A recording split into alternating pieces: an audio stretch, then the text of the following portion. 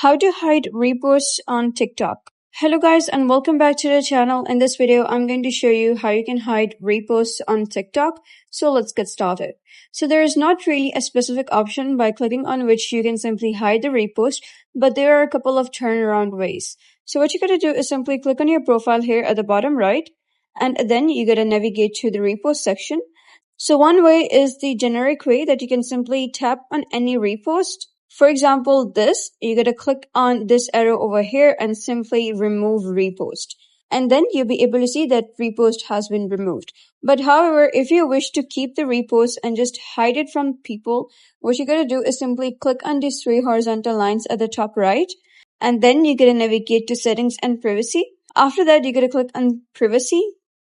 And here you'll be able to see the option private account.